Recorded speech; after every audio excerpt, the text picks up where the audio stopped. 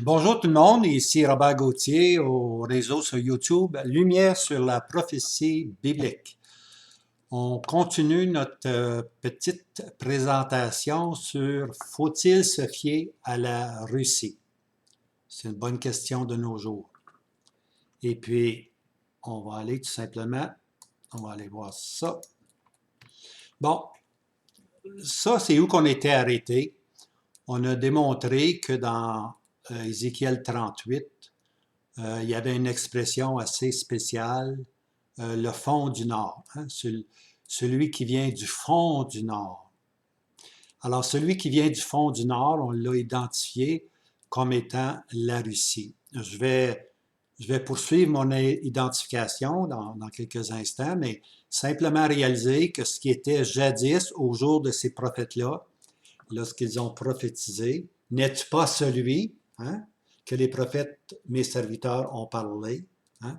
Alors, les prophètes, les serviteurs avaient parlé de cette région-là, au nord, au fond du nord, si on peut dire, mais ils ne l'avaient pas appelé la Russie, aussi simplement que tout ce paysage-là qu'on voit en rouge était inhabité. C'était, il n'y a presque pas rien qui poussait là. Il n'y avait vraiment personne là. Avec les années, on voit que les gens ont parti du sud, puis ont monté. Aujourd'hui, la Russie, elle est très, très bien peuplée.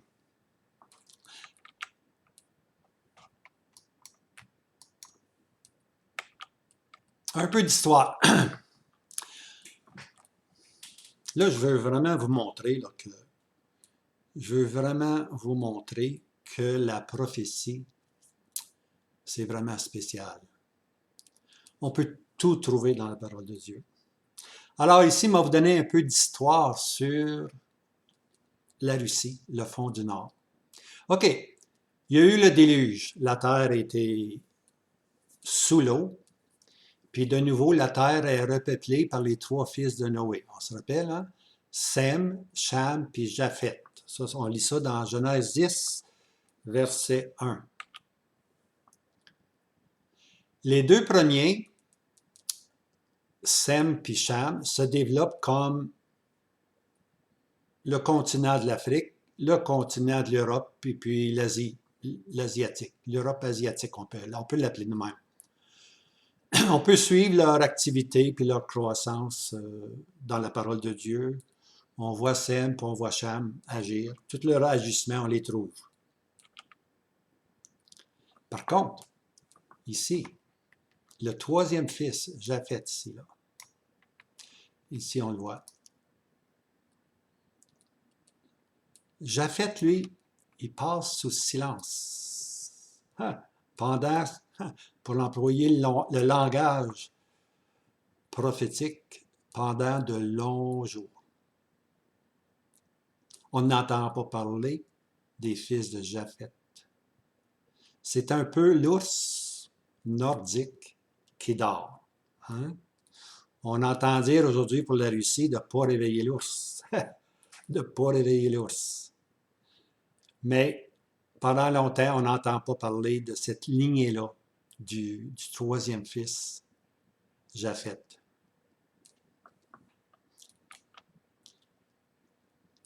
Et voilà, lorsqu'on part de Genèse, puis on arrive à Ézéchiel 38, voilà que les fils de Japhet apparaissent. Alors, je lis Genèse 2, puis après ça, je vais lire Ézéchiel, Genèse 2. Les fils de Japhet sont Gomer et Magog. Oh, c'est quoi ce nom-là? Ici, là. Et Magog et Médie, ça va être les Mèdes, hein, les Médis. Et Javan, qui va être la Grèce, finalement. Et puis, on arrive ici à Tubal, hein, et puis à Méchec. Alors, on va prendre ces trois-là, là. Magog, Tubal et Méchec. On voit Ézéchiel 38, versets 1 et 2. « Et la parole de l'Éternel vient à moi, disant, Fils d'homme, tourne ta face vers Gog, le pays de Magog, le prince de Roche, à l'autre mot, Gog est le prince de Le pays, c'est Magog, mais Gog est le prince de... Ah ben, regardons ça. On voit ici Roche, on voit Méchec, et puis on voit Tubal. Alors, Ézéchiel dit, prophétise contre lui. Alors, voici Gog, c'est le prince, ou le tsar. Magog, c'est le territoire au fond du nord, territoire nordique. Alors, de nos jours, on va regarder ce que ces trois noms-là veulent dire. Roche, un des fils de Japhet. Roche veut dire la Russie. Le mot veut dire Russie. Melchek veut dire Moscou. Moscou, c'est l'ancienne capitale de l'Europe asiatique. C'est un nom qui existait dans les jours de Napoléon. On parle de la capitale Méchec ou on parle de Moscou. Okay? C'est vraiment la capitale asiatique, l'Europe asiatique. Parce que dans ce temps-là, dans ces années-là, on parlait de l'Europe, mais on incluait souvent la portion de Moscou qui est complètement à l'ouest. Tubal, un autre fils de... Tubal veut dire... Tubal, le nom moderne aujourd'hui, c'est Tobolsk, hein, qui est aujourd'hui quoi? La capitale de la Sibérie. Ça, c'est le côté est, hein, de la Russie. On appelle ça la Sibérie asiatique. Il y avait l'Europe asiatique, puis il y avait la Sibérie asiatique. Ça formait le fond du Nord, pour ainsi dire. Alors, ces trois noms-là nous justifient qu'aujourd'hui, Magog, c'est vraiment la Russie. On est allé dans Genèse 10, on est allé dans Ézéchiel 38. Alors, la conclusion évidente. N'es-tu pas celui, hein? Quand le prophète dit dans Ézéchiel 38, n'es-tu pas celui qui dans les jours anciens, quand les prophètes ont prophétisé, ces prophètes-là regardaient vers l'Assyrien historique, la grande puissance de l'Assyrie. Mais l'esprit prophétique nous dit dans Ézéchiel qu'on doit aller plus loin. N'es-tu pas celui? Là, il va identifier. C'est qui vraiment l'Assyrien? Eh bien, l'Assyrien, c'est vraiment celui qu'on appelle l'Assyrien prophétique, qui est nul autre que Roche, Méchec et Tubal, qui est la Russie.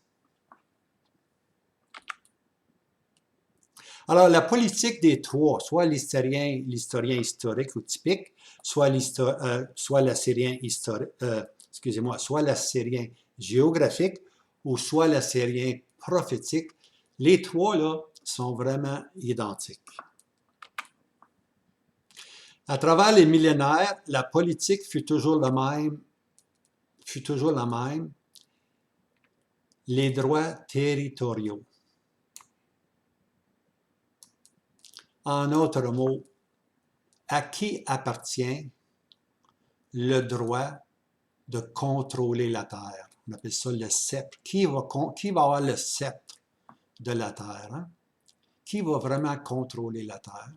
Alors, les trois, ce soit celui qui est historique, celui qui est géographique ou celui qui est prophétique, les trois ont la même politique. On veut contrôler le monde. Remarquez bien, regardez l'Assyrien historique, lui, c'est Ninive, la capitale. Qu'est-ce qu'elle fait? Elle conteste contre Jérusalem. Allons à l'autre, l'Assyrien géographique. Lui, il va être le roi du Nord. Qu'est-ce qu'il fait, lui? Il conteste contre qui? Contre Jérusalem. Et puis finalement, l'Assyrien prophétique, Gog, qui est la Russie, conteste contre qui? Contre Jérusalem. On ne veut pas que Jérusalem soit le centre du gouvernement de Dieu. Pourtant, c'est ce que Dieu a décrété. Mais voici cette puissance-là qui ne veut rien savoir. Que Dieu soit en contrôle. Alors, voici le langage historique et prophétique. Dans le psaume 83, verset 4, ils ont dit, « Venez et exterminons-les, de sorte qu'ils ne soient plus une nation, et qu'on ne fasse plus mention du nom d'Israël. » Ça, c'est le langage historique. Quand les psaumes ont été écrits, il y a des gens qui disaient, on va exterminer Israël. On va éliminer la nation d'Israël. On ne veut plus entendre parler d'Israël. Et puis, quelques versets plus loin, du même psaume 83, on lit « Assur s'est joint à eux. » Assur, c'est l'Assyrien. Ceux qui sont, il y a 10, dans le psaume 83, il y a à peu près 10 pays qui forment une confédération, Moab, Ammon, et puis beaucoup d'autres, vont venir ensemble pour former une confédération qu'on appelle la Confédération de l'Est. Okay? Il va y avoir dans l'Ouest, dans l'Europe, une autre confédération avec les 10 rois, mais ça, c'est l'Ouest. Ici, on est dans l'Est. Et puis dans l'Est, il va y avoir 10 pays aussi qui vont s'unir ensemble. Puis qui est-ce qui va se joindre à eux? C'est Assur. Assur, c'est le nom pour l'Assyrie. Alors, historiquement, Assur s'est joint à eux. Mais prophétiquement, encore notre saut, prophétiquement, plus tard, Assur ici, qui est la Russie, Assur ici va se joindre à eux. À cette confédération de l'Est, Assur va se joindre. Avec le roi du Nord qui va exister, il va être soutenu par Assur, par l'Assyrien. Puis le roi du Nord, c'est dit dans Daniel 12, il va foncer, hein? Il va foncer sur Jérusalem, sur Israël. Mais le roi du Nord va être soutenu par qui? Par la Russie. La question, est-ce que dans le futur, la Russie va soutenir le roi du Nord lorsqu'il va être mal pris? On va voir. Ben, c'est futur, mais la parole nous donne ce qui va arriver. Elle va nous dire, ça c'est la beauté de la prophétie, elle nous dit d'avance ce qui va arriver. En autre mot, Assur, qui est la Russie, va abandonner à un moment donné le roi du Nord. Il va être trouvé seul, puis sur la montagne de la beauté, le roi du Nord va trouver sa fin. Il n'y aura personne pour le secourir. On va voir ça tantôt. Aujourd'hui, le langage d'aujourd'hui est celui-ci. C'est le même. Exterminons. Hein? Exterminons. Le même langage que le psaume 83. Exterminons Israël. Ici, on le voit dans le psaume 83. Exterminons Israël. En autre mot, là, poussons-les dans la mer de Méditerranée. On va noyer Israël. On va arriver, on va les attaquer, puis on va les envoyer pour qu'ils soient complètement inondés dans la mer Méditerranée, on n'entendra plus parler d'Israël. Alors ça, c'était le complot historique. C'est aussi le complot qui va arriver. Une fois que l'Église va être partie, Dieu va avoir de nouveau l'horloge chronologique qui va recommencer. Et puis les éléments prophétiques vont se placer, les joueurs prophétiques vont se placer. Puis soyez certains que Assur, la Russie va être un grand joueur important. On se rappelle dans Isaïe 33, « Malheur à toi qui détruis, et tu n'as pas été détruit, et à toi qui agis perfidement, alors par trahison, on n'a pas agi perfidement envers toi.